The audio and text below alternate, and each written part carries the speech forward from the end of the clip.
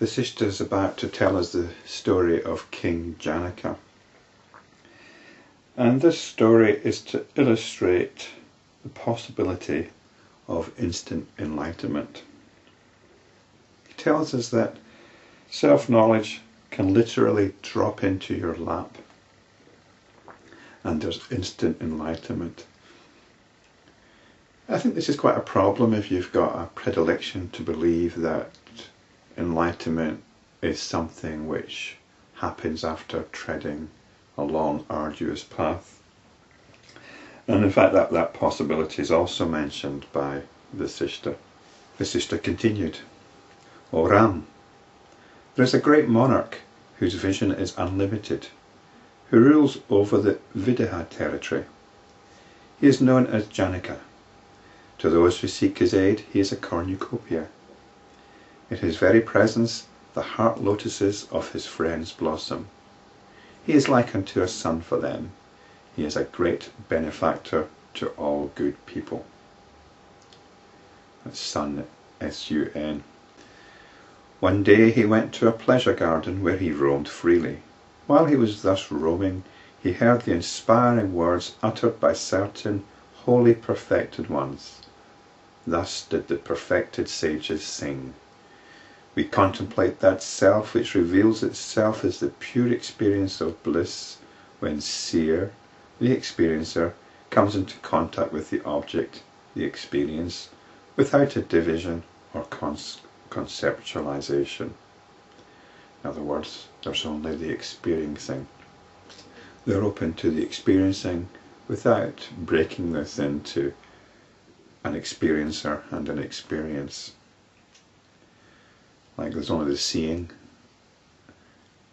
Notions of a seer and a sight come after the seeing. We contemplate the self in which the objects are reflected non-volitionally. Once the divided experience, predicate of subject-object, and the intention or volition that created this division have all ceased. In other words, they've bypassed the process of cognition, the cognitive process. They are simply in awareness of experiencing. And in that awareness of experiencing, they're not thinking about what they're experiencing. They're not trying to apprehend it with their intellect. They don't have a notion of subject and object, me here experiencing something out there. We contemplate that light that illumines all that shines, the self that transcends the twin concepts of is and is not, and which therefore is in the middle of the two sides, as it were. There's light in the sense of awareness. Everything is illumined, otherwise there can be no awareness of it. And it's not illumined in the sense of light reflecting from it, like physical light or sunlight or moonlight. It's simply the light of awareness. We contemplate that reality in which everything exists, to which everything belongs, from which everything has emerged, which is the cause of everything, and which is everything. We contemplate the self, which is the very basis of all language and expression, being the alpha and the omega, which covers the entire field from A to Ha, and which is indicated by the word Aham, which means I, as in the first person. So, to Ha, these are the first and last letters of the Sanskrit alphabet, described here as Alpha and Omega, first and last letters of the Greek alphabet. And there's a lot of symbolism attached to the letters of the Sanskrit alphabet and to what are known as the seed syllables. A is also the first syllable of Aum. And it can be, one example is you can see Ah as the inhalation and Ha the final expiration or exhalation. So it covers everything.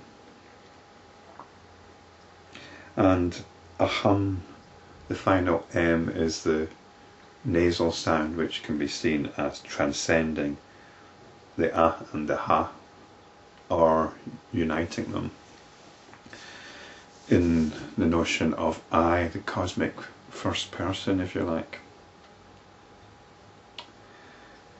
Alas, people run after other objects, foolishly giving up the Lord who dwells in the cave of one's own heart.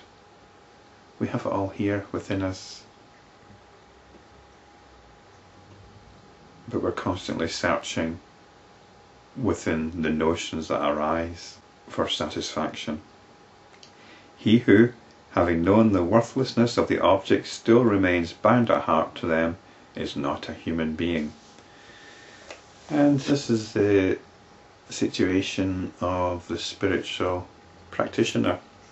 There's been a realization, the light switch has been discovered, the light has gone on, the awareness, this central awareness from which everything arises, has been stumbled upon. And yet there's still this attraction to objects. It's a bit like an addict who is aware of their addiction, but the behaviour, the compulsion is still there. And this is the situation of the spiritual practitioner. So they're not a human being in the sense that they're still not exercising freedom of choice. They're still, to a large extent, in the thralls of their addiction. But there's realization is there. There is realization of the mechanism, of the reality, and they can keep coming back to that reality. This is the practice. One should strike down every craving with the rod of wisdom, whether that craving has arisen or is about to rise in the heart. This is the practice. This is the spiritual practice. And it's not just about denial, as the last paragraph shows. One should enjoy the delight that flows from peace. The man whose mind is well controlled is firmly established in peace. When the heart is thus established in peace, there arises the pure bliss of the self without delay. So it isn't about self-denial, it's about peace, it's about resting in peace or in bliss.